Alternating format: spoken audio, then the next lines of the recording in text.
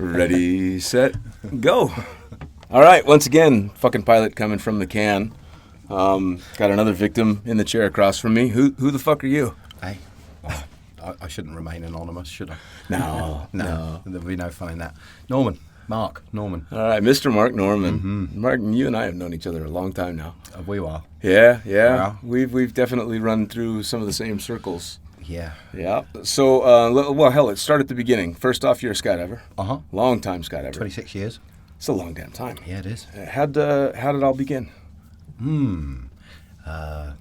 It all started with my dad. My dad's a pilot, has been since he was a boy. And I was brought up on an airfield at the weekends. Really? Gliding. Nice. Gliding's his thing, still to this day. Really? Yeah, he runs the Ulster Gliding Club, which is the oldest gliding club in the UK. And, my weekends were spent in the air. Nice. And when it was my time to sort of go and start doing that, I had discovered girls and beer and fuck gliding. Right, yeah, indeed. That's a little too subdued. Yeah, that's your thing, old man. I'm out of here. A little too subdued. Yeah, which I realise now, of course, is, that's one of our bonding things whenever I go home. Sure. Him and I go flying. So Isn't that cool?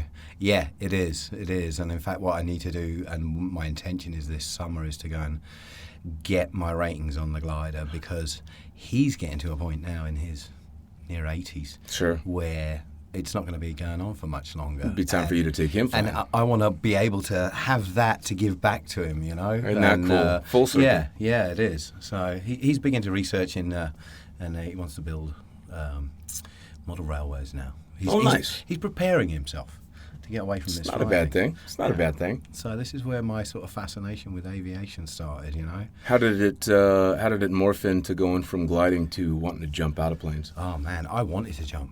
Mate, I wanted to jump. Now, my school, I went to a boarding school, and they were all into outdoor activities. We had cadets. I was in the commandos. It was crazy. Well, that's because I got thrown out of everything else. Oh, fair enough. Yeah, so they put you in this. This was the troubled children and those who really wanted to go for it. And I wanted to go parachuting, and there was an opportunity to go and do a static line jump. And I was 16 years old, and I was beside myself. I couldn't wait to go and jump out of an aeroplane. And I got caught smoking. I always got caught smoking at school, always. Gated to the house for a week, a £2 fine. Yeah. So, just from day one each term, I was always under house arrest. Sure.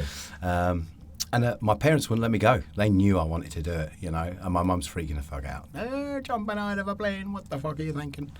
And then when I got caught smoking, it was like, you're not fucking going. And, that kind of sort of went by the wayside, and I felt sorry for myself for a long time. Sure. And then I went to New Zealand. I decided to jack everything in. I'd been school, college, work, serious job, short haircut, la-di-da, corporation, all that stuff. And I was like, what the fuck am I doing with my life? And I'd saved a bunch of money. I'd sold my soul to the devil. I was working 100 hours a week. Oh. It was crazy. And me and a girlfriend at the time decided, right, we're hoiking out of here. And that's what we did. We disappeared. And this was how old?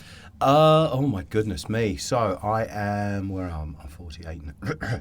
Yeah, and so that would have been, I was 22, 23. That's really young to realize that you're on the wrong fucking path, man. Most people hit their mid-30s before they go, wait, what the hell am I doing? So good on you for figuring it out.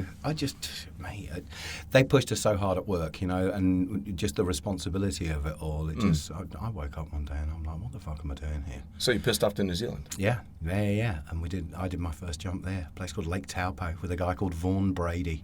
Taupo's still one of the most famous drop zones in the world. Oh, amazing. And just the whole thing was, I don't know, the universe has a funny way of conspiring. So it does. And we went, I didn't sleep the night before, thinking about jumping out of a plane. Oh, my God, jumping out of an aeroplane, full power. And we got geared up.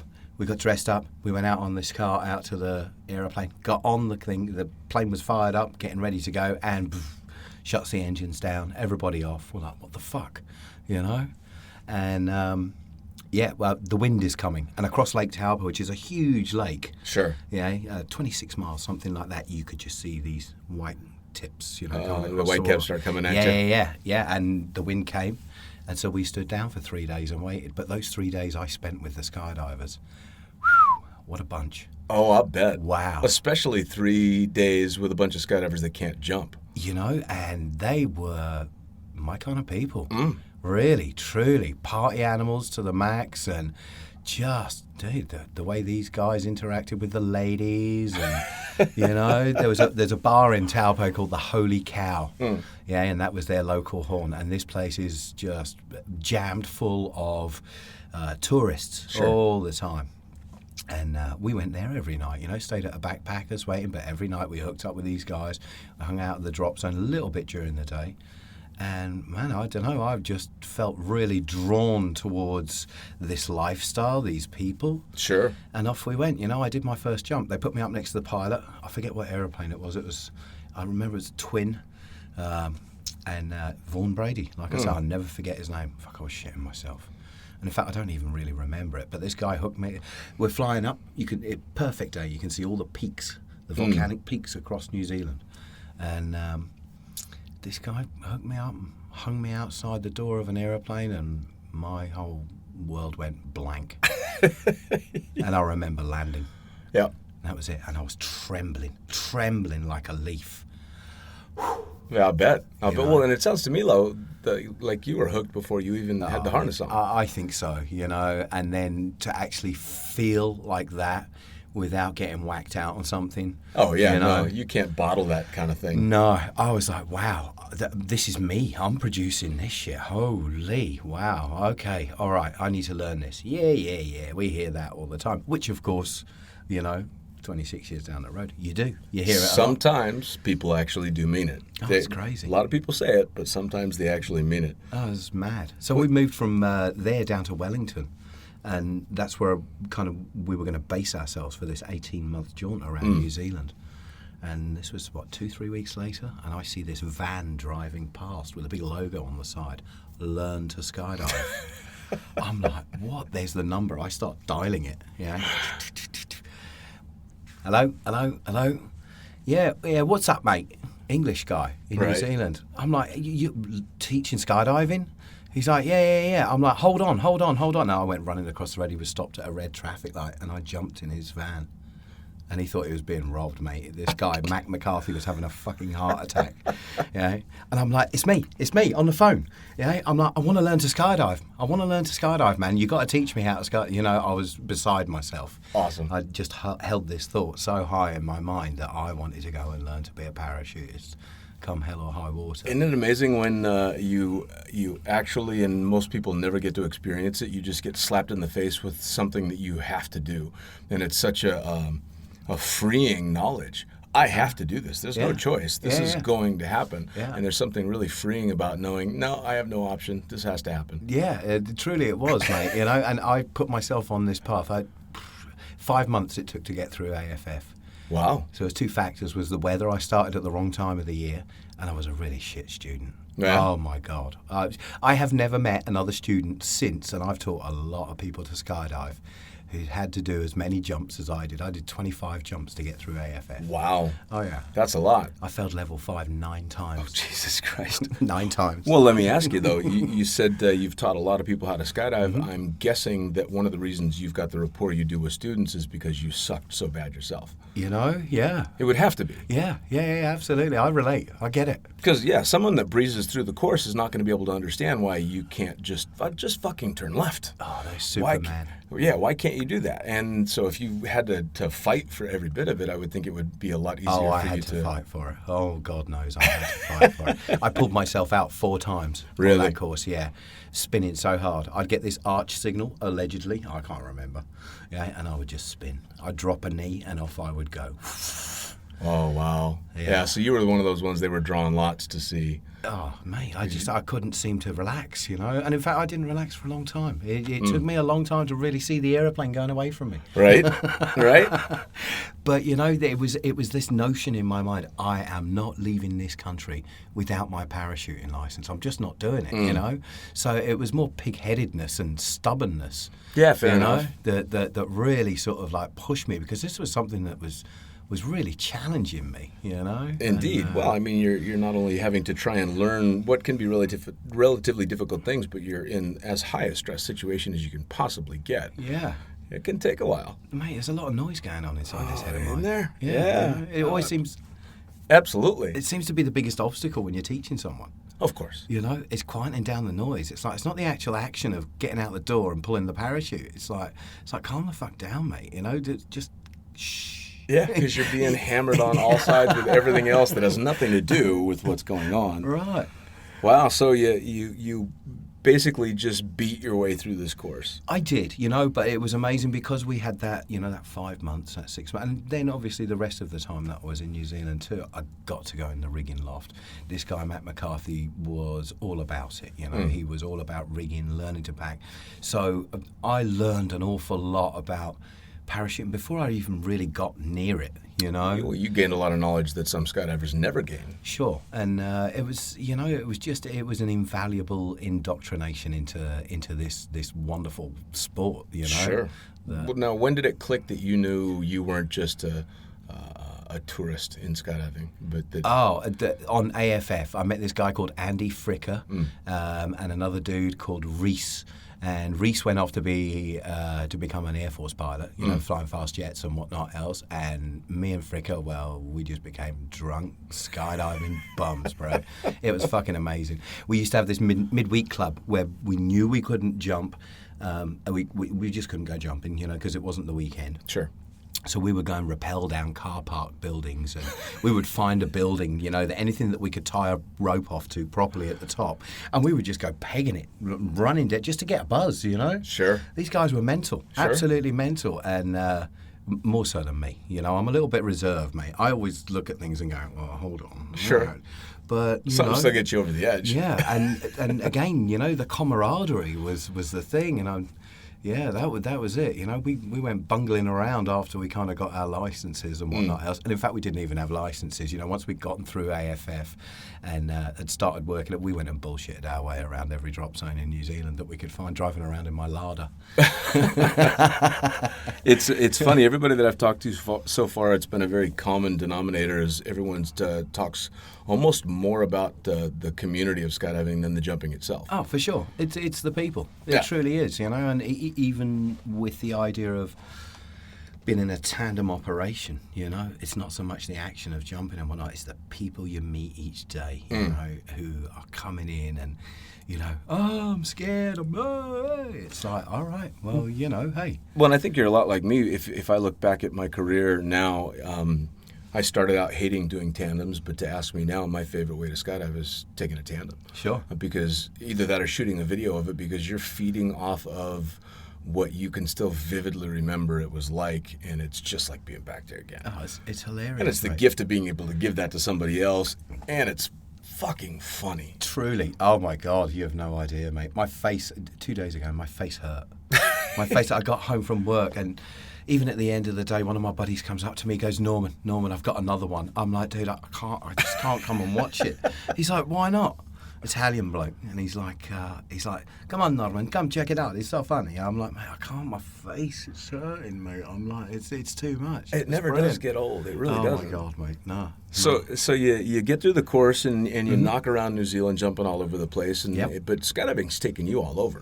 Yeah, it has. Yeah, I went back home to the UK first of all. That was well, it wasn't, you know, because Matt McCarthy, he's a Brit, you know, a soldier, very military in his training, very sort of like, this is how you'll do it, you know, and which I needed, you know, I definitely needed that, you know, because, and it came as a surprise going back there. Holy shit, rules, regulations, you're going to do this, you need a badge for this, you need a badge for that, you know, went walking back with a dodgy old rig, like, we don't need your stinking badges, and they shut you down pretty quickly. Yep. I've definitely heard it's a hell of a lot more regimented. Well, and I did my stint in New Zealand as well, and granted, it was after you spent your time there, but it was still the Wild West. Yeah, and New Zealand's great, you know. I mean, that's a very big touristy sort of thing, but this was a very small drop zone in a place called Masterton, just slightly north of Wellington. But going back to the UK, that was something else. That was round parachutes, you know, no squares. Round parachutes. The weekends, mates would come in on a Thursday. I went and hooked up at this place called Chatteris, North London skydiving, they call it. It's nowhere near North London.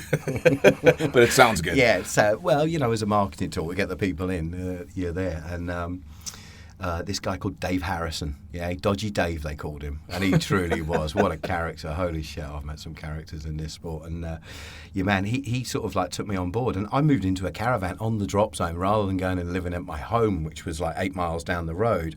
I was just obsessed. Oh, yeah. Well, it's all-encompassing. Yeah, and I learned to pack the rounds and do all that malarkey and talk people down and got my static line rating there. And, that was So your instruction, you started in the UK? Yeah. That'd be pretty tough, though. I mean, UK is not exactly known for a great skydiving weather. No, it's crap. That's why I left.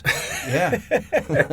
So you started getting ratings there, and you started kind of getting your chops in the UK, and then you ended up, is that when you ended up in the States? Well, no, see, Andy Fricker, your man who I was talking to you about, he came over to the UK shortly thereafter I went back, and he was like, hey, not banging on the door. Hey, Norm, I'm here. I'm like, well, what the fuck? But he had promised he was making his way over there. Right. And, sure as shit, there he was, banging on the door. So him and I hit it off, and we were at the drop zone as much as we could be. We went from that operation there to another place. So that would be Thursday, Friday, Saturday, Sunday. Monday and Tuesday, we went over to a place called Sibson. And then Wednesday and Thursday, we went to a place called Langer. Which is a bit further north. And we just, I had the car and whatnot, an MG Midget, which he nicked one night drunk and crashed. Oh. Bastard. I never forgave him. No, I did forgive him for that. But, he dinged my nice motor, mate. My little baby. Tried really hard to get jumping, and it just wasn't happening. Sure. And Frick came across a bunch of money. And he was like, well, fuck it, mate. Why don't we go to the States? And, well, that was it. I was like, yeah, all right. I'm like, well, I'm pretty skint. I was doing a bit of landscaping as well in between. I tried to find a job when I got back to the UK, and they were wanting to pay you £3 an hour. I'm like, £3 an hour, for fuck's sake, really? This is not living. And so I started my own thing, just doing landscaping and a couple of mates' gardens and whatnot else. So I had a little bit of money coming in, and the packing obviously helped. And all the rest absolutely. But living on ramen noodles and support from the family. And Frick's like, I'll give you £1,000, mate. He's like, I'll buy you the ticket. I'll give you £1,000. Let's go to America. I'm like, fuck it, let's go. Absolutely. Packed the bags up, told me old dear I'm off, and my old man, and they're like, son, if it's making you happy. Just be careful. Yeah. Just be careful. And off we went. Got on an aeroplane. I think that was, what was it? That was February the 22nd, 1997. All right. Very cool. Yeah. I did. Took that aeroplane over there and landed in a tropical storm in Florida, and ended up on this Lacey Hurd ended up on her couch. We got dropped off by this old boy called Mike Myers, little Dutch dude. He's like, hey guys, how's it going? When he picked us up and stopped at the Waffle House. That was my first experience of American cuisine. Oh man. That was, I don't know, that's good stuff, man. Them hash browns. Well, it definitely fits the lifestyle. Yeah. And so this guy called Andy Grimwade owned this drop zone called Sebastian in Florida. And it was thriving at the time. He had two twin otters who owned it with a guy called Freddie Brown. And I rocked up there, and we rocked up in the morning after we'd woken up at Lacey Hurd's house. My God, she's a trip. And there it was, two twin otters flying, buzzing, teams training, the whole gambit. I turned around and said to Frick, I'm not leaving. That was it. As soon as I got there, I'm like, I'm not leaving. He's like, well, I'm not fucking going, mate. I'm like, we had a 3-month visa. I'm like, I ain't going. I'm staying here. Awesome. So into Sebastian, which, Florida was skydiving mecca back then. Oh, yeah. It was. Yeah. There were other drop zones out there that were well known, but anybody was in Florida. It was good value, mate. Yeah. It was just, wow, such a self-contained environment. And, Andy Grimwade, he'd done such a good job of, putting the team rooms in place, just really having a drop zone that was wholesome, and everybody was living in the campground out the back. Sure, there was Swanson, Zipser, just a whole bunch of, hey, legends in the sport. Yeah. Who were all just hanging out. Chris Lynch, the XL Team boys. Everybody was living together. For sure. And there was just this community thing going on. And again, that's the hook. Yeah, mate. You're hooked in. I just saw the 2 planes flying. I'm like, I'm fucking going. Absolutely. The rest of it was all just started coming as a bonus. Sure. And I went and saw Grimwade. I'd sort of like emailed him and asked about work and whatnot else. And I wandered in his office. I'm like, hey, man, I'm Norman. I'm here. He's like, go fuck yourself. You piece of shit. That was it. Go fuck yourself, you piece of shit, he says to me. I'm like, oh, fuck you, And he looks at me and goes, yeah, you're all right. And I think maybe it was just one of those tests, Yep. And that was Grimmy, mate. He was always tested everywhere. I love this sport for exactly that reason. I worked for a guy in skydance in Davis, California, Ray Farrell. Famous in the sport, and famous for being a bit of a hard ass. Yeah. And I started working for Michael Hawks, who was far and away the biggest prick skydiving ever saw. Fucking hate that guy. I'll never have a nice thing to say about him. And so I'm trying to get a gig in between working at Cross Keys during the summer, and I'm back in California in the wintertime. And so I walk into Skydance, and somebody tells me to go talk to Ray. And I knock on the door, and Ray's, relatively famous in the little world, so I knew who I was going in to talk to. And I sit down, and he's being all gruff and hard-ass, and he won't even look up from what he's doing to talk to me. And it's supposed to be some kind of interview, but he's just being a douchebag. And so he finally gets around to looking at my CV, and he's all, so you worked for Hawks out in Vegas, did you? Yeah, sure did. He's all, well, if you survived him, I guess you'd probably do all right here. And I look at him in the eyes, and I'm like, Ray, if you're twice the prick people say you are, you're still only half the prick he is. And Ray fucking looks at me like he couldn't quite figure out, and then he finally just cracked a smile, and he says, welcome to the team. So same thing. You got work. Absolutely. Yeah, so throw that fuck you right back at you. Absolutely. I can feed myself. So you go in and you pass your test, and they put you to work doing what? Maintenance. Bog rat, cleaning the toilets. All right, you went that route. Yeah. I took over from a guy called Rob Silver. So I did. It was awesome. I got up in the morning, mate. So what Grimmy allowed me, God bless him, I love that man to this day. So I do. And what Andy did for me was he paid off my bar bill and food and drink. So he did. He'd give me like $100 a week, and I could jump as much as I want, so long as he didn't need me for anything, so long as my jobs were done. Now everyone had been doing maintenance up until that point had kind of been a slacker, Sure. Me, I saw this as an instant way to fucking bang the jump numbers up. So I was up at 5 o'clock in the morning. I had that place scrubbed, and I did. I spent about a week scrubbing everything first. Right. Something that was instilled in me by my ma and by school. Sure. And so I scrubbed it because then it's easy maintenance, isn't it? Sure, yeah, absolutely. Once it's all nice and tidy, ship shape and shine. And, Grimmy took a shine to that because he would always wander in every morning. And his first thing was, good morning. And he would wander around every bit of the drop zone. Sure. And check that it was all in good order, the fuel, the bathrooms, the shower rooms, everything else, the zoo bar, making sure that it was all good to go.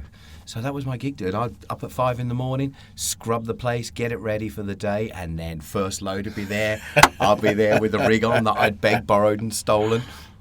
And, hop and pops, until it was like, hey, check in, we need you for this, we need you for that. Boom, I'd run off, I'd get it done, get back, get on a plane. Nice. Yeah, I did 800 jumps my first year there. Wow, yeah. Wow. So now you're talking about getting up into the jump numbers where you can start pushing to work. Oh, fuck that, mate. I wanted to free fly. Really? Oh, yeah. No, I was a dirtbag. Are you kidding me? Long hair, bare feet. Yeah, nice. No, I didn't want to... ratings...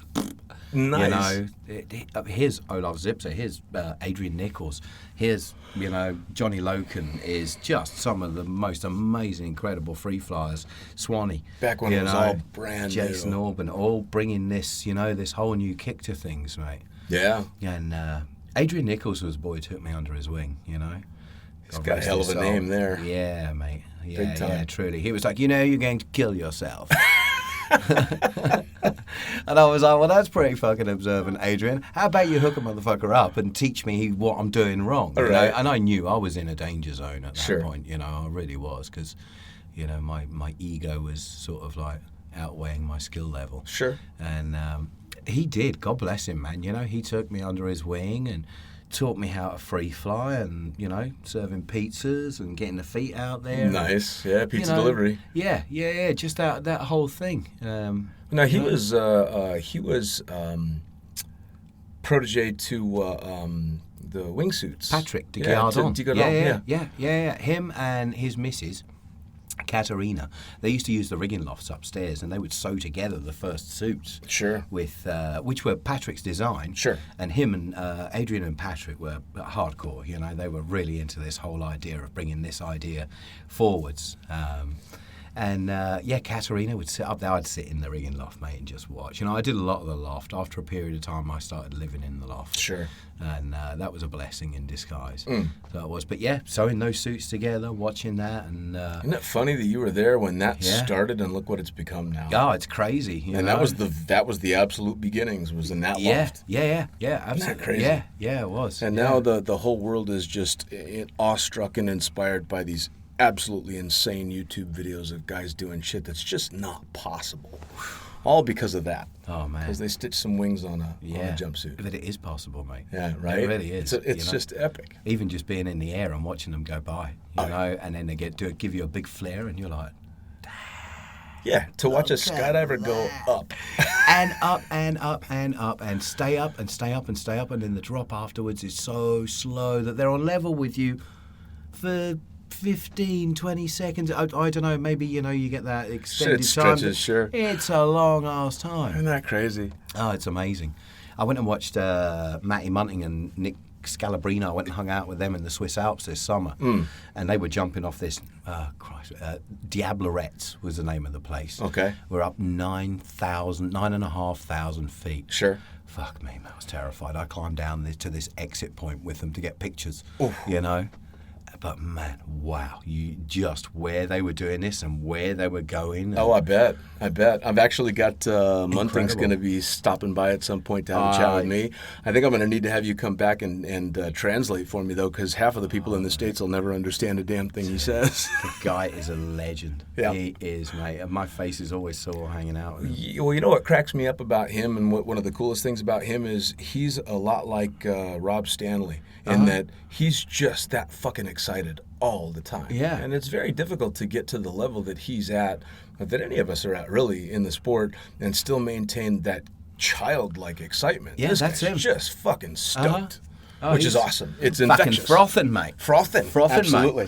Mate. Yeah. Oh man. Yeah. I may need you to come in and do It would that. be a pleasure, mate. The guy, I love the boy to bits. So you're in Florida. You're delivering pizzas all over the sky. You're hanging out with people that would end up being some of the biggest influences in modern skydiving. Yeah. Where does it go from there? Me? Okay, so I spent a year at the drop zone. I didn't leave the first summer. I lived in a tent. I lived in a tent for 4 years when I first went to the US. Well, no, that's not strictly true. About my third year, Freddie Brown, who was Grimmy's partner in crime down at Sebastian, he let me have his trailer, you know, that he had there. And so I got into a caravan, man. I was living large. Yeah, that's big time, isn't it? Yeah. But after the first summer, Lyle Presse, Flex Vision. Yeah, Lyle Presse, I used to go and help him make goggles.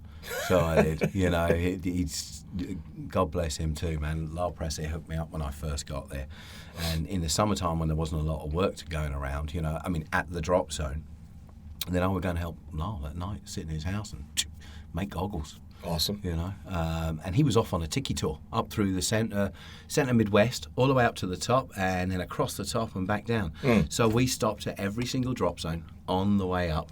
From that's the bottom amazing. of America to the top of America, and then across to Buffalo, and then down to the drop zones in Boston, the ranch, and ended up at Cross Keys. And, you know, I mean, there was a few places. Most of the places on the way up weren't busy all the time, you know, and I'd heard about, you know, these drop zones that were really busy and could put you to work and you could really do, you know, get a lot of jumping in. And that was my thing. That was my sole idea, was just, I want to skydive, and I want to do it a lot. Yeah, absolutely. And ended up at the ranch. That was too manic for me. I mean, holy shit, mate. That place, probably even still to this day, mate. It was too much for me. I foresaw there an untimely demise if I was if I decided to say to Lyle, I like this place, I'm staying here. Right. And the next stop on was Cross Keys. Oh, what a place. It was a busy Saturday. I mean, the place was humming. But some dude getting his pilot's license, a student, had planted a Cessna of some description in the trees about 30 foot up. Yeah. So obviously, not gone right the way to the threshold, not put enough power on, but I don't know. Was in the trees, mate. The drop zone was shut down when we arrived. No. But it was a busy Saturday Sure, afternoon. so it's packed. And so it's packed with lots of people sitting around scratching their arse going, all right, we want to skydive. And there was a couple of people there that I knew, John O'Gordon, Warren Grasky from Sebastian, who, were transient. Sure. When the season's over in Sebastian or down in the south and you move up to the north. Sure. That whole thing of how it works. And yeah. Just straight away, I was like, man, you know what, Lyle? I'm staying here, bro. Yep. Yeah, this is it. I'm going to stay here. And I went and introduced myself to Johnny Eddowes, who was very amicable. Sure. And he's of British heritage. His parents are both Brits, and they'd emigrated to the States some time back. So he took a little bit of a shine to me and, kind of hooked me up. Very cool. Now, what year would this have been? Oh, my goodness me. So that was maybe summer of 98. Oh, wow. Yeah. So you were at Cross Keys at the beginning of it really kicking off. Yeah. I mean, the demographic there is incredible. There's maybe 100 million, 80 million, 100 million people within a 100-mile radius of the place. I mean, you got Delaware, you got New York, you got Philly. Washington, up to all of Jersey and out to Atlantic City. It's huge. So pulling in people there is not too difficult. Especially if you advertise, and he did advertise hard on local radio, on stuff like this. Did lots of demos. Well, now, so you get there and you're still doing the odd job thing and just jumping your ass off for the pure joy of it. Which, by the way, I got to tell you, I'm jealous because I started working in the sport before I knew how to skydive. Right. Which a lot of people do. And thankfully, I'm at a point now where I get to go fun jump now. Yeah, sure. And show how little I actually learned over all those years because I've got kids flying circles around me and I love it. But you finally get to you're at Cross Keys and you're doing all this. When did it transition to work for you? After I got fed up packing so many tandem rigs and sport rigs, that is thankless work. It Great money, really but is. it's terrible. Oh, my goodness me. It just never gets any easier. No. It doesn't. And I packed a lot of parachutes. I'd wake up, my hands would be just curled over, and my fingers all swollen. I had a boatload of cash in my pocket. Sure. But, man, there's got to be easier ways to earn a living. It's some true suffering there. Yeah, and, just the amount of tandems everyone was doing there, the amount of video, they were earning good bank and having a blast doing it. Oh, yeah. They weren't on bended knee all day long with, I can't even, it was John who was the packer. He was in charge of the packing. Yeah, John O'Gordon was in charge of the packing man for a long time, wasn't he? Dude, that was brilliant. It was some of the best times of my life was with John O'Gordon on there because he likes drinking, I like drinking, we all like drinking. Sure. And we would load up a fridge hidden in this little sort of like cubby hole at the back of the packing. Yeah, I know the spot. Yeah, and he would get pissed off, or at least pretend to be pissed off. You lot, in my fucking office right now, busy on a Saturday morning. Right, and we'd all go in, tenants. Don't you remember and we'd pop a few beers, crack a few tinnies, have a couple of drinks, and Awesome. we would get to work. Awesome. I mean, we wouldn't get stupid with it, but Sure. that was the reality of it. Sure. It really was, and so it was really enjoyable. But goddamn it, I tell you what, we worked hard. Sure. Yeah. Eventually, it was time to put the parachute on for some money. Yeah. So I decided to get a tandem rating. And I was already doing video. I had my first video camera quite a while. Every single jump, Sure. at least pictures, video, but more importantly was the video. Yeah, absolutely. Video cameras were just getting to a point where they were small. My first one. Heart openings were survivable. Yeah, I kind of, the stilettos is where I sort of walked into it all, for me as well. high performance parachute. Yeah, me as well. After You know, a cruise light was one of my first parachutes. That was brutal. That thing, 7 cells, it would never open. It had Right. like 1,000 jumps on it, you know, 0p. It just wouldn't open. It would never open, man. Right. It would never fucking open. I'd always land it with 5 cells. Right. So you chuck drogues and were shooting video on Cross Keys for a long time. Tossing drogues. More, you know, you did one or the other there as far as the weekends Sure. went. You know, you were either doing the video or you were doing the tandems. And, you know, me, I'm a people person. I thoroughly enjoy getting stuck into people and taking them from the ride and teaching them the lessons. Hey, look, check it out. This is how the parachute works. You know? Absolutely. Well, it's a very easy thing to fall in love with doing. Oh, yeah. For sure. Yeah. And so you were bouncing back and forth between the, Florida and back to Cross Keys seasonally, so doing the gypsy thing. Yeah, 100%. When you did that for a awesome. long time, because you and I didn't cross paths until 2003 when I got hired on at Cross Keys. And wow, was that a reality check. Yeah, it was getting a bit mental then. Holy shit, man. Because I had come from Vegas that had the least party drop zone in the world because everybody was making too much money and the drop zone owners were all mental. And I got the job. I actually talked to Edos, as a matter of fact. I was working for a guy by the name of Eddie out in Vegas. We'll leave his last name out of it. Oh, I know who you're talking Oh, yeah. And that little shit, Scrapper. that little shit didn't like me so much because I could get laid and he couldn't. Yeah, well, that's because he's a horrible cunt, mate. Yeah. I think even he'd agree with that. Yeah. And he called. He found out I was trying to get work at Cross Keys, and I was only trying to get work there because all I had heard about Cross Keys was it was the busiest drop zone in the damn world, and if you wanted to make some serious money, that's where you go. Yeah. So I'm thinking, the responsible choice is I got to get this job at Cross Keys. So Eddie decides he's going to call up John Edos and do nothing but talk shit about me,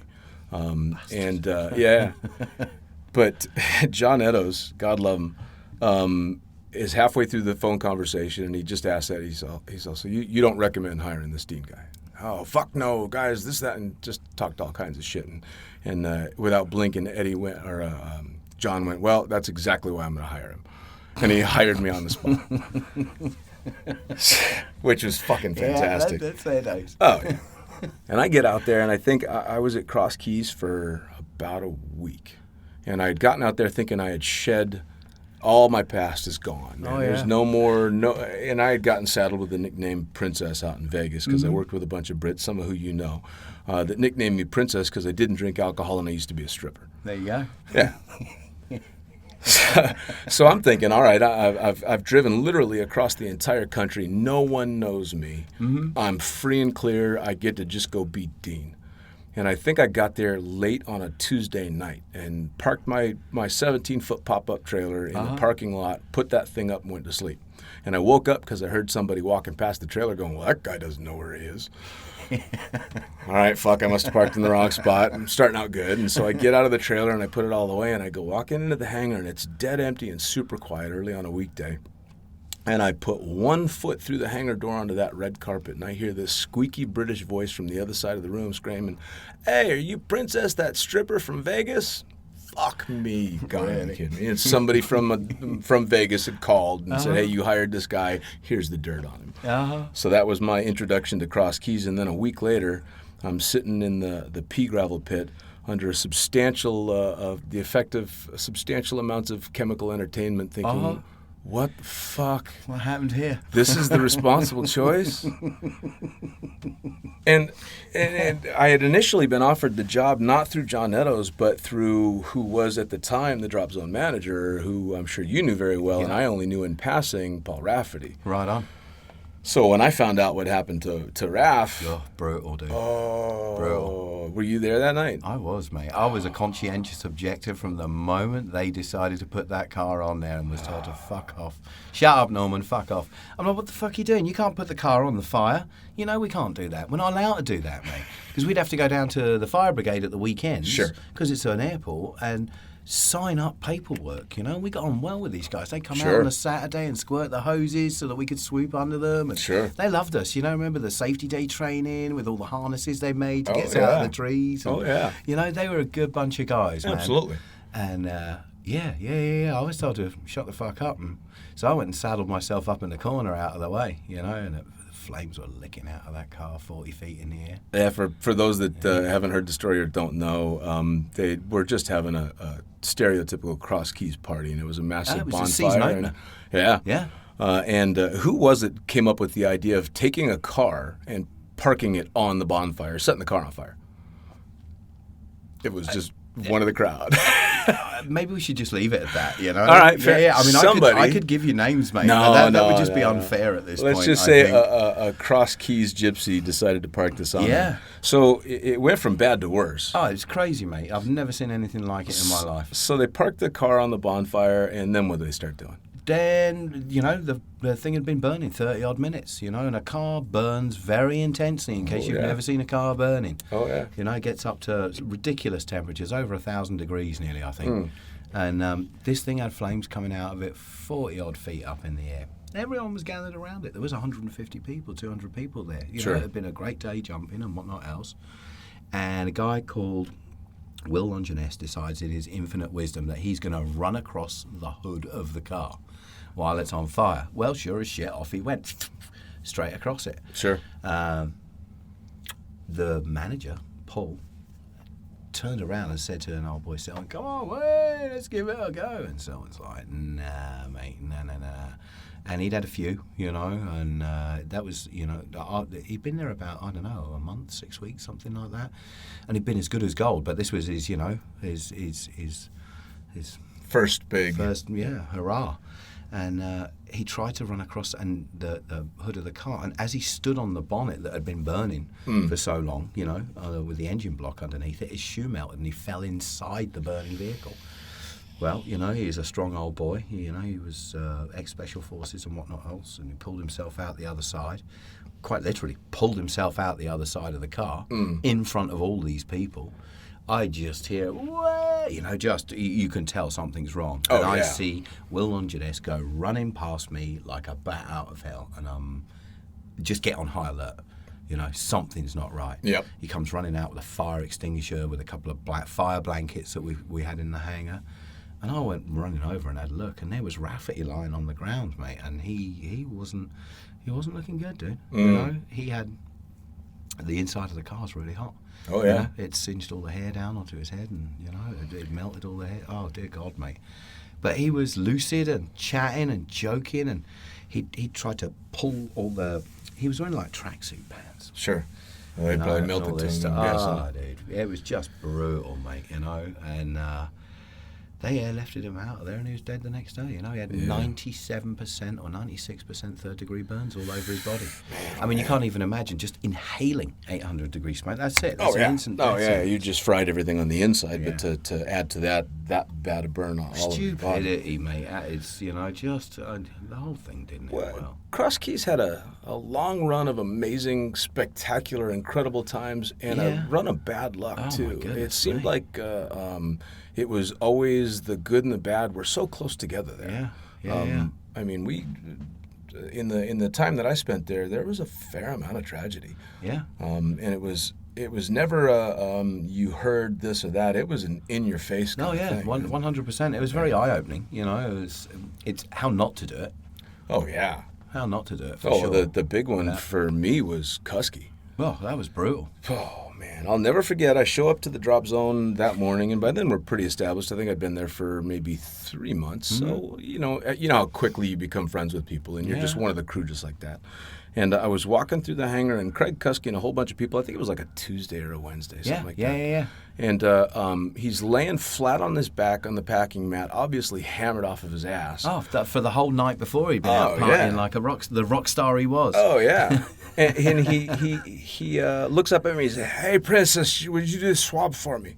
Fuck off. No way. Not a chance in hell. And unfortunately, he got somebody to do the damn swab for him, and ended up getting in an airplane and making a jump.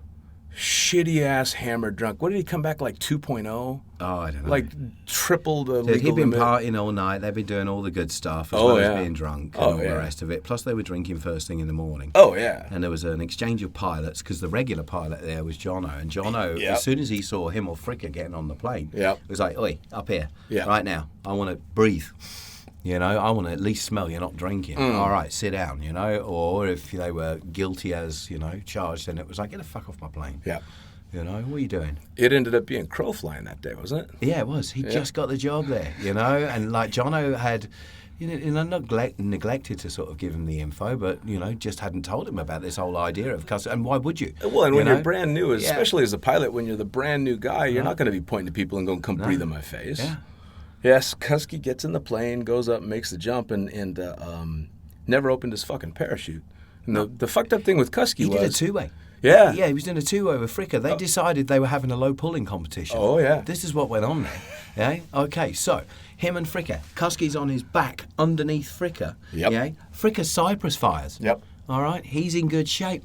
Kusky flips over. Apparently, you can tell. You know, he had his pilot chute.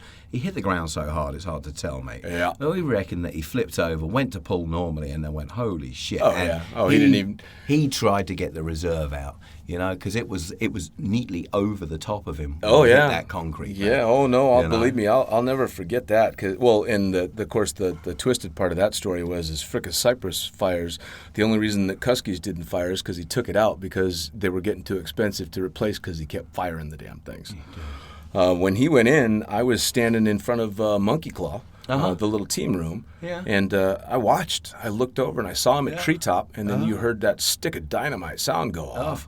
And I turned to Damo, one of the other instructors, and because it just didn't register. And I'm like, what the fuck was that noise? And he just looks at me with this sober face. He says, that was Kusky. Yeah. And I raced over and I got in my truck and I raced down Dahlia Avenue and I saw Frick sitting under his reserve looking pretty fucking dizzy. Down at the Red House. Oh, yeah. And so I saw him and I'm like, all right, he's okay. And then I saw the parachute on the concrete. Yeah. And I got over to Kusky and you're right. He had the reserve was draped over him and his face was kind of turned to the side. Not a cut, not a scratch, no blood, nothing. Unbelievable, eh? It was crazy. Yeah. And you would have sworn he was going to dust himself off. And I ended up doing the whole checks and checking his pulse and all that, and there was just nothing left, you know. There we go. Oh yeah. Well, and when Kim Worthington introduced me to Craig Kusky 3 months before, she flat out introduced him as the guy that's going to be next to go in and cross keys. And Mate, do you know what? As God is my witness, I tried so hard with Kusky. Yeah. I did. I took him under my wing. I was like, mate, I lent him parachutes, please, dude. Just calm your jets, bro. Sure. Get this right. You got a whole life in front of you. But you know what? You just can't tell some people, mate. And it's not, I guess it's not your responsibility to keep hacking away at it. No, I mean, you can only do so much. And at the end of the day, people are responsible for their own future. Yeah. You know? Well, he'd been banned from the drop zone the season before. Towards the end of the season, he'd moved down to Florida. He started dating this mate of mine. And he'd come back up to Cross Keys. And I seen him. He walked in. I'm like, oh, man. I'm like, dude, I'm done. I'm like tough love sort of thing. Right. I'm like, I'm done, mate. You're too much bother, mate, to handle. After 3 seasons of really trying to get Kusky to sort his fucking shit out, mate. Yeah. Hooking himself in, Cypress fires left, right, and centre. It was every jump was an event. Yep. Yeah. And I don't think it was ever going to end any other way for Kusky. I think that was just how it was going to go. It's destiny. Yeah. That's how it was going to go. Absolutely. Well, and poor Crow, who was flying the plane, over the next couple of years, he was the pilot for multiple fatalities to the point where they started calling him the Angel of Death. Yeah. I remember, I think it was the second or third time that we had somebody go in or something, and the FAA was looking for him, and he wasn't even at Across Keys. He was abroad in one of the planes, doing the boogie circuit thing. And he had a fatality. And somebody was all freaked out that the FAA wanted to talk to him. And he cracks a beer and he's all, it's not my first fatality, man. Yeah. They'll wait. Because he'd been there before. I mean, wow. Some people, mate, they just, they're there when these things happen. Eh? Yeah. Yeah. Cross Keys got brutal, mate, for a little while. That really wasn't the only one. There was Seth Blake, there was Sarah, and her boyfriend Ron. Yeah, that was a hard one for all of us. Dude, I still post Sarah's picture every 4th of July. I see it. 4th of July, man. She was special, dude. She's Sister Sarah. Yeah, born again Christian, came in with a Bible, fucking way, and everyone just took a real shine into her because she was a very bright light. Oh yeah. But she, Yeah, mate, such a tragic day that was. Absolutely. Well, and I was down at Wildwood doing the helicopter boogie down there, Uh-huh. and of course we got told the news No. and had to keep jumping Yeah, because you got to do what you got to Yeah, do. And I yeah, remember yeah. being literally in tears in free fall for the Yeah. next 3 jumps. Yeah, yeah. Couldn't talk to Yeah. my students. And I was there, mate. I watched it happen. yeah. I was over it. It was brutal. I'm really glad I wasn't there for that Yeah. one. Yeah, that I one. just taught a class on canopy control in an AFF ground school. And And then I'm canopy like, right, collision. let's go and watch this. You know, let's go and watch some parachutes landing. Yeah, that's an instant lesson on what not to do, man. Straight into the back of her canopy, 100 feet, and whap. Yep. Yeah. I'll tell you what, I remember in one of the coolest things about, well, skydiving in general, but specifically that community at that time, because we were so tight. I mean, yeah. We were 7 days a week, 18 hours a day Mm-hmm. together for years. And we went to her, it wasn't a funeral, we went to the Sunday Mass. Right, yeah. And they did a special Dad's Mass. church, yeah. Absolutely. Yeah, it was brilliant. And I'll never forget Mark Cruzy. Got up to say a few words. The priest invited him up, and so he goes up there, and you could tell that the normal churchgoers were a little standoffish because of the skydivers, Yeah. and they were upset, and they want, obviously with something like that, a non-jumper wants somebody to blame. There's got to be some fault. Somebody's at fault here, you know. And he got up there, and you could tell there were not scowls, but they were waiting just for it to be over.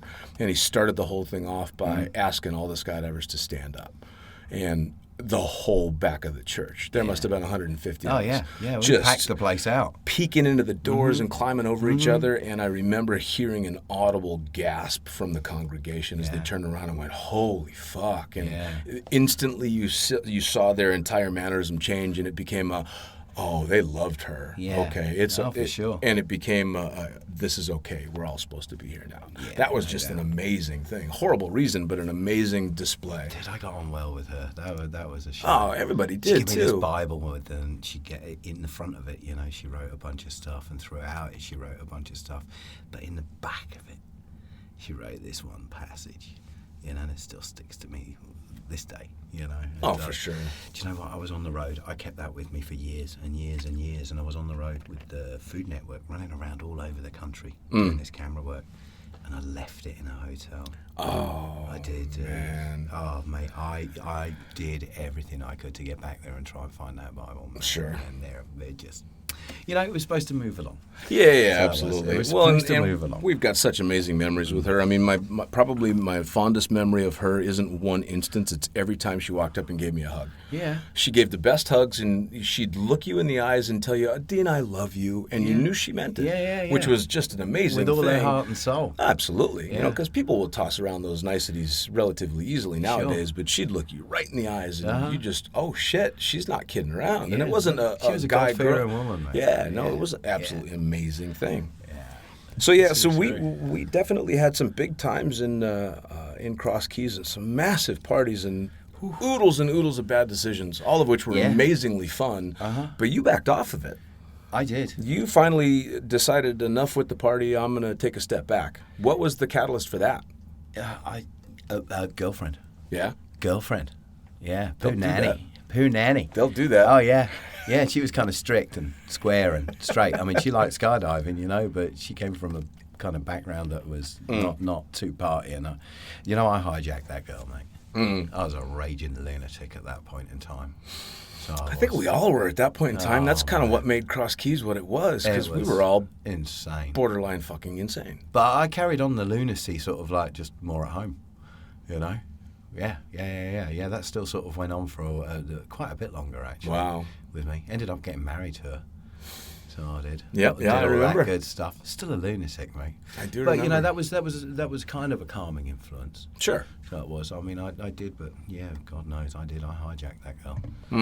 So I did, and then just it wasn't working out, and I wanted to party more than I wanted a relationship with another human being. Sure. Which is the tragedy of, you know, what I guess would be classed as addiction, or you know, I mean, Absolutely. I'm a recovered alcoholic. You know, I don't drink anymore. Sure. 6 years sober now, and Cheers to that. it's, yeah, absolutely. Yeah. Right. I said that to the judge one time. He wasn't too happy. I got arrested in Philadelphia for being drunk in public. Oh, no. So, You said cheers. Yeah. TV screen with some judge, and he was like, okay, released on your own recognizance. And I was like, cheers, thanks very much. He's like, considering the situation, Mr. Norman, I don't believe that's an appropriate gesture. Oh, that's awesome. In a good American accent. I'm like, oh, he's such a douchebag. It's funny because Cross Keys shut off the booze for you eventually. You finally used it to stop. But when I got to Cross Keys, I didn't drink at all. I never drank alcohol, in which nobody believed or nobody understood because I came from Las Vegas and I probably, I never drank anything. And I still to this day don't drink beer. But I get to Cross Keys, and of course I start hanging out with all the usual suspects and the in crowd. And next thing you know, next thing you know, we're at the Plow and Stars in Philly, and everybody's just, dude, you got to at least have something, have a drink. And so the only thing that I could think that I could have that was mellow and wouldn't, tear me apart was Smirnoff Ice. There you go. Bitch beer. Yes, yeah. But all you fuckers, every time we'd go into the goddamn bar, I just thought, wow, these people are great. They won't let me buy my own drinks. This is fantastic. Little did I know that everybody that went to buy me one of those drinks would buy it, take a big swig off of it, and then get the bartender to pour a shot of fucking vodka in there. Good stuff. And now, of course, I can drink most people under the table. So my high-functioning alcoholism started in Cross Keys and yours ended in Cross Keys. So I kind of took that torch and carried it on for you. Well, just a little bit after. I mean, I went through Cross Keys and then stopped skydiving for a while after Paul Josephs went in, on the tandem. I was like, you know what? I can't deal with this anymore, dude. Fuck. Going and pushing on people's chests sucks. Yeah. Balls. Well, and that was a hardcore one, too. Dude. Oh my God! And that was the theme of Cross Keys, man. There were the rash of fatalities and the harshness of those fatalities. I mean, PJ went through power lines with a tandem student, a birthday boy. Yeah, 25 years old. Fuck right into me. somebody's backyard next to Home Depot. It's very difficult to try and, for non-skydivers that are listening, right now, we've just talked half of them out of ever going to make a jump because it sounds to them. Go skydive. Absolutely.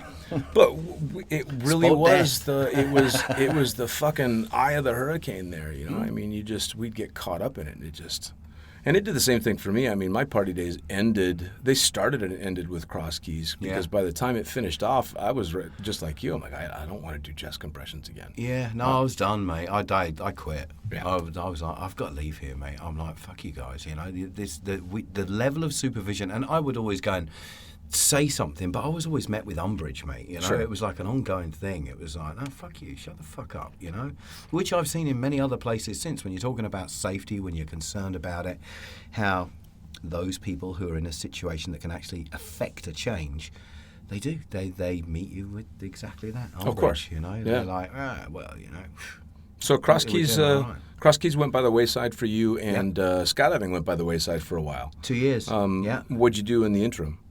Started working in television.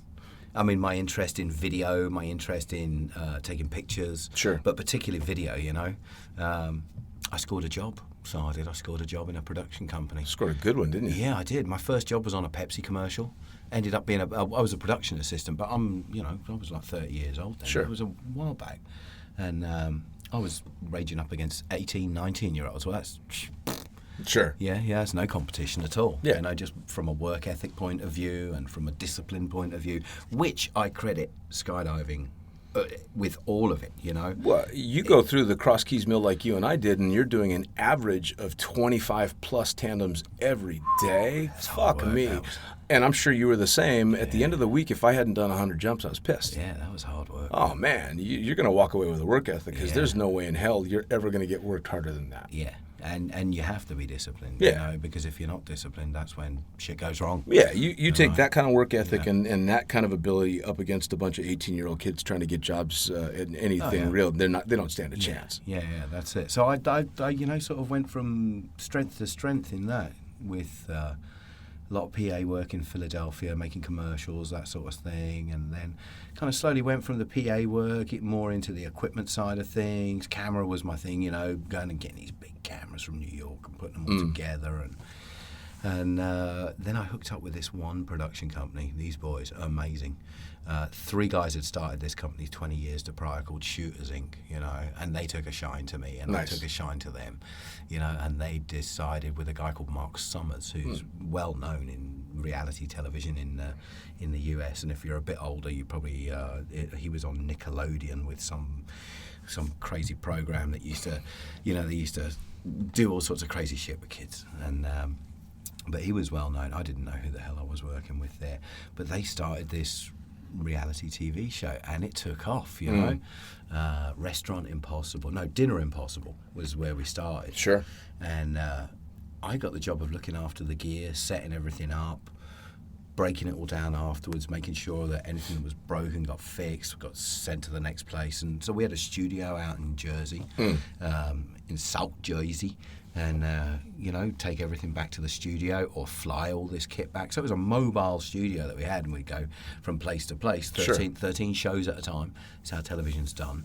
But I got on the pilot show with this English chef called Robert Irvine, and fuck me, I was telling you, mate, crazy. Okay, so I'm pretty diligent with trying not to be late. Anyway, this one morning, fuck me, I've woken up late for this first job. Oh. As a production assistant, or fucking like an hour late, the phone's going, hey, where are you? Hopped in my Dodge truck, blazed a trail there. Sorry, I'm late. Now, TV folk don't fuck around. That's a serious business, man. Absolutely. That's money. Plan everything to the detail. The work ethic in television is unbelievable. And I don't know. I got away by the skin of my teeth. So I did. And this fucking boy rocks up in his BMW at the beginning of the shoot. And over the radio it comes, hey, we need something out here, to clean the windshield. It's got bugs on it. Because they want to shoot a shot through the windshield of the chef arriving for this first shoot. Sure as shit, so I go running out there, mate. I got the Windex and the cloth and whatnot else. I'm cleaning this dude's windshield, He's inside on his telephone doing his thing. Television people, we all shit out the same hole. That's how I look at life. Yeah. I don't care what your station is. Sure. We're all very level pagans. Yeah. And so your man's in there. I shine this fucking windshield up, mate. I go around and I'm like on his window. He looks up at me and he winds the window down. I'm like, that's $10, please, mate. You're right back to that fuck you test, huh? Yeah, dude. And out of this car gets this behemoth of a boy, mate, Robert Irvine. He's a monster, mate. He's a big guy. He works out. He's got fucking arms and a chest out here. And he's like, well, you never ask an Englishman for a tip, mate. And friends for life, right? Awesome. You got it, mate. Awesome. 100 something shows later. That's fantastic. So in between that, a couple of years later, I started jumping again. Jumping just for fun? Yeah, just really, skydiving's a calling, mate, isn't it? It's it like is. being a nurse or a teacher or a priest or whatever it is. I think it cuts deep with some people and maybe not so with others. But well, I think once you get to the level and the time in it that we have, you're a skydiver forever. Yeah. That's just it. I did the same thing. I took about 4 years off from jumping. I just lost the passion for it. For a while there, and it dawned on me that I was doing something that, for all intents and purposes, is really fucking dangerous, and I wasn't getting out of it what I should be getting out of it. And so I walked away from it, and I was lucky enough that I was still flying. So I'm still in the air, and I loved flying planes. But I told myself if I ever got nervous thinking about going out and making a jump, that it was time to go jump again. Yeah. And cut to 4 years later, a really good friend of mine, Junior, during a big competition, we had a bit of a lag time, and I wasn't flying, and there were some loads we could have gotten on, and he turns to me, he's all, let's go do a jump. Yeah. And I got fucking butterflies. Oh, yeah, straight away. And I'm like, oh shit. Amazing. That just scared the shit out of me that you even just said that. Fuck yes, let's go make a jump. And as soon, of course, terrified in the fucking airplane, borderline lightheaded, think I'm, getting dizzy. And I felt like I was more nervous than on my first jump. Yeah, sure. And this is thousands and thousands of jumps into it. And of course, you cut to the second you're out of the airplane and you're like, I'm back. Welcome back. Wow. Yeah, and you land and you're grinning ear to ear for a week. That. And the benefit to me is because I still work in the industry flying, now jumping for me is just fun. no more work. Now I'm out there delivering pizzas when these guys are all using Uber. Sure. Flying fucking circles around the old man. And I it's love fantastic. it. Yeah, it is. Oh, there's nothing better than seeing some 22, 23-year-old that's got a buttload of tunnel time. And Yeah. they're kind of okay under their parachute, but they are just flying circles around you in the Ninjas. sky. Absolute ninjas, Yeah. and I love it. I love sucking. It's so Yeah. much fun. It is. I got nothing to prove. No one's No. watching me for anything. I'm never going to impress anybody, and I Yeah. like that. Yeah. I like that. It's just enjoying it. Though, Yeah, isn't it? absolutely. You know, that's it. Well, that was the same with me, mate. You know, I just always, the whole time that I'd taken this break, I just kept looking up, always going, oh man, what a beautiful day. Oh, it would be nice to jump right now, you know. But when I did come back, I found first of all, that in my mindset, you know, was I wasn't going to allow myself to get burned out again, you know. And if I felt that way, I was going to stop what I was doing, take a break, you know, and not do that, you know, because that wasn't the go for me. No, you know? well, we've all seen the burnouts. We don't want to be that guy. 25 jumps a day, you know. That's the seasons. That's boom, boom, boom, boom, boom, and it you know, the partying, just everything. It takes a toll. And That lifestyle. Yeah, and I don't know, you know, I came back to it and I just could not wait. Sure. I went and did a tandem with a chick called Dee Lucas. I think I dragged her out of the airplane. She was just getting into tandems. I think I was one of her third or fourth sort of like real people. Right. Fucking come on. Awesome. Yeah, Awesome. Yeah, brilliant. And that was it. I was back, you know. Nice. It was like that hook sank in again. And Nice. away we go. So you transitioned back into working. Yeah. But like I say, you know, I was kind of sick, dude. I partied my way to 282 pounds. Big boy. Well, I remember coming to visit you when I was down in Florida. Yeah. It was about that time. Yeah. And you were working with the Food Network at the time. And I remember saying the least sensitive thing I've ever said to you. I walked in and I went, "Holy shit, Norman! I thought you were filming for the Food Network, not tasting for them." Remember that? And I felt bad about it, but you were a big boy back then.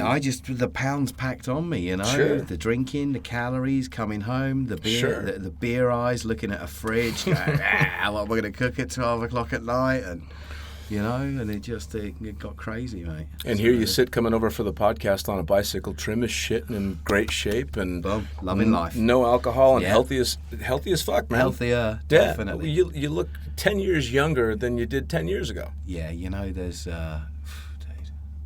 I can't tell you, you know, that was hard. Stopping drinking was just the most difficult thing I've ever done in my life. Had to have been. Yeah, it was. I've never been as sick, and I did it twice.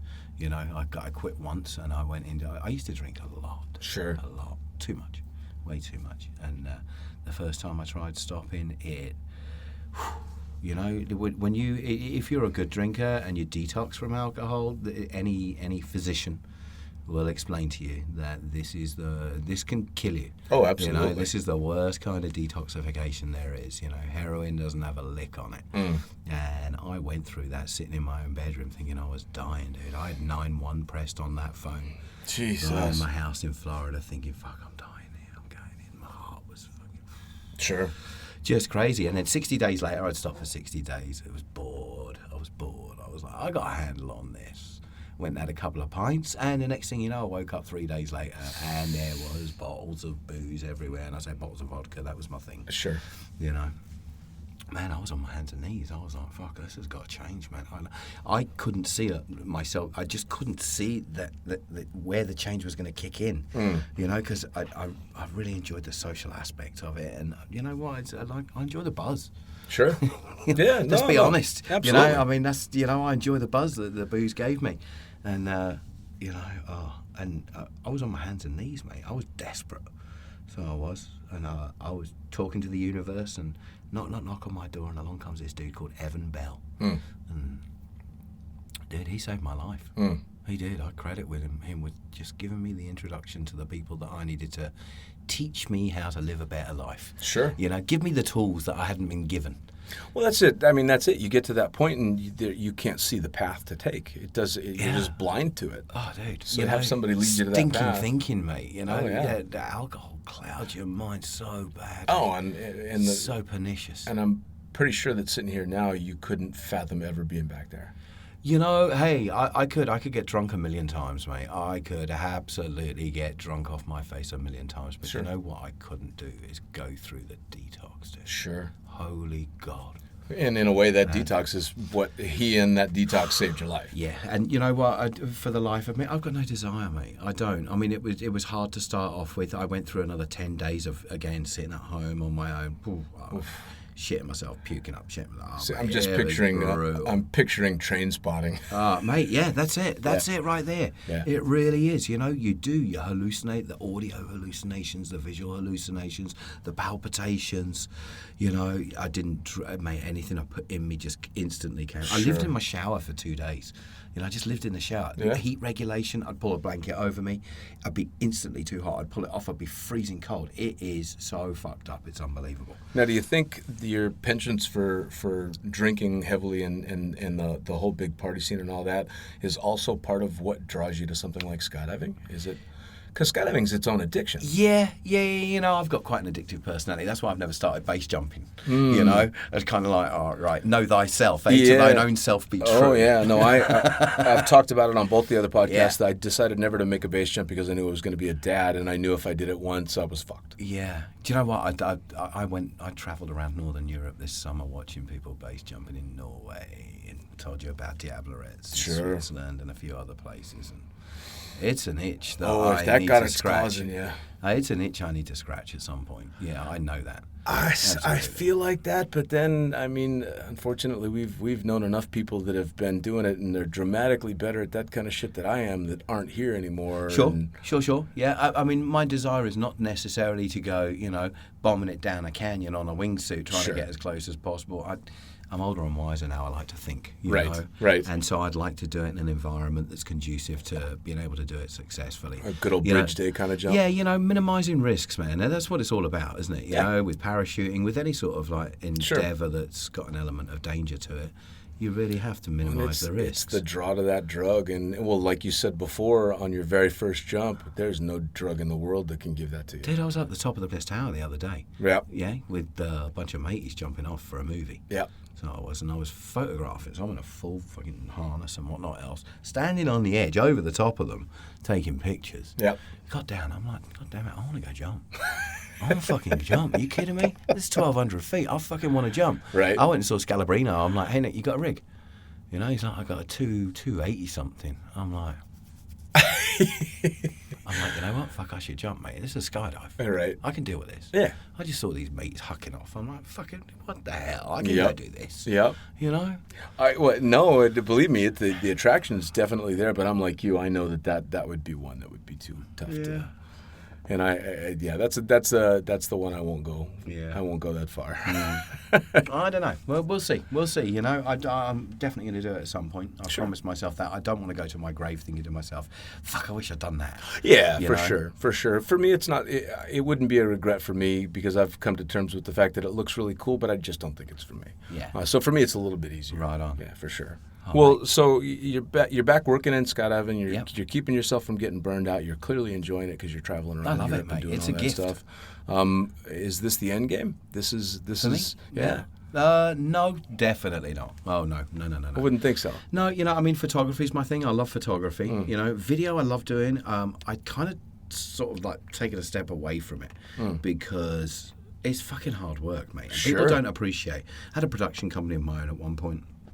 People don't want to pay the money that, you know, for the hours you put in to edit in the video from 5 different cameras, you know, Sure. that have been filming for the last 10 hours. Sure. You know, sitting there going through 40 hours of footage, you know, to put together an hour's worth of, you know, Absolutely. 40 minutes worth of video for them. I don't realise the extent of work that's involved. Oh, of course not. So photography for me was a great sort of change because you just, you know, quick edit on the pictures and whatnot, and Sure. away you go. I mean, obviously, you know, horology is my thing right now. So it is. This is the new. Each time I come back here, because I have a decent amount of spare time, I had decided when I first got here that when I understood the time available to me that I was going to learn a new skill each season. Awesome. Yeah. So watchmaking absolutely fascinates me. That's awesome. It does, you know, micromechanics, just so fiddly and finicky, and just the way it works. Sure, I'm like, boom. sure.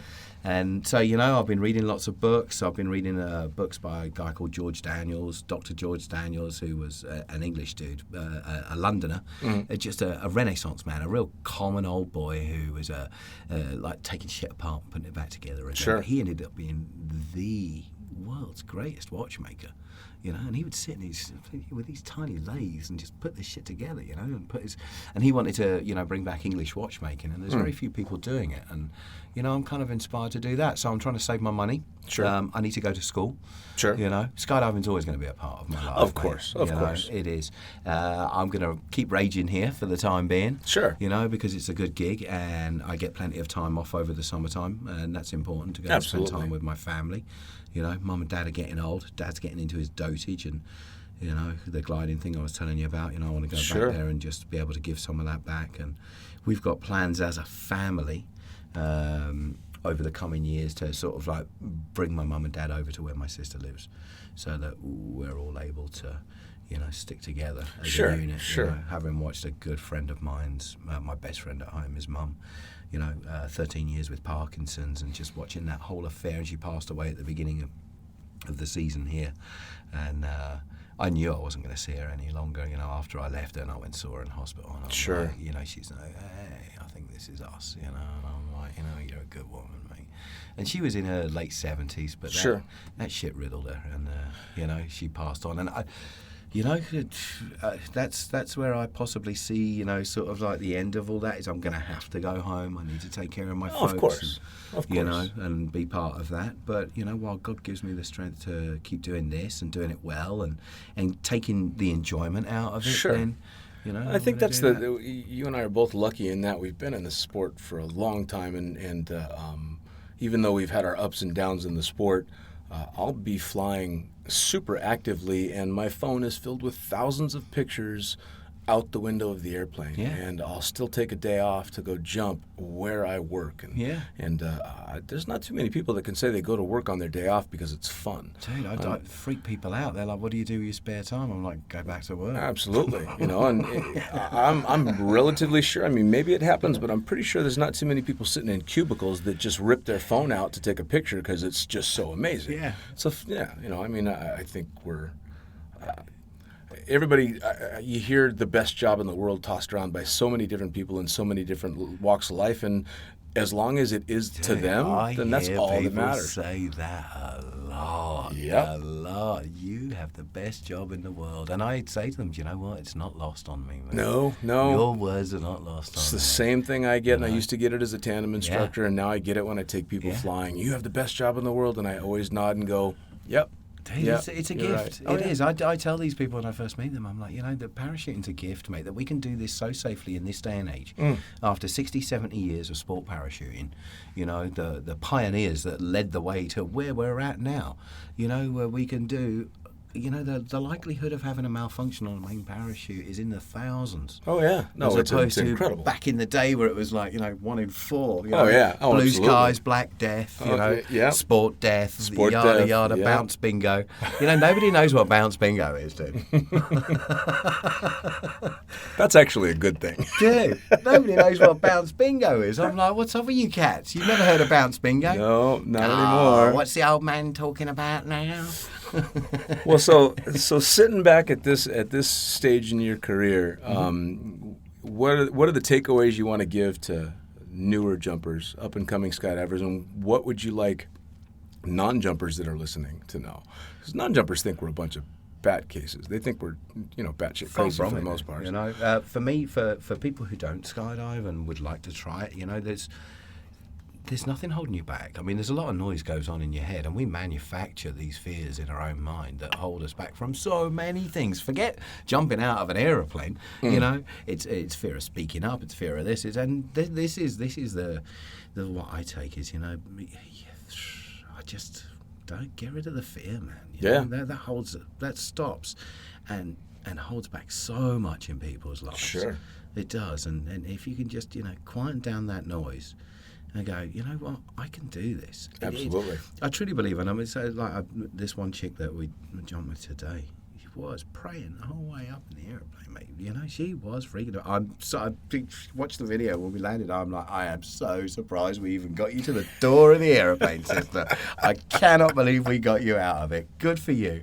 And we're walking back, and you know, from the landing area, and I'm like, you know, I don't know what this is going to be for you when you walk away from here. I'm like, but you know, you are amazing in my eyes. You just did the most phenomenal thing. You just challenged yourself in such a way, and I am sure there's something there for you. You know, there's Absolutely. a nugget, a lesson, a reward, and it's you know, it's yours, you know. It's internal. You know, we all take something different from it. Absolutely. And you know, this woman was terrified, but you know what? She walked on through, and we helped walk her through it. Sure. You know, and that's It's such a privilege, isn't that's it? the gift, yeah. And that is it. It is a privilege. Yeah. You know, and so.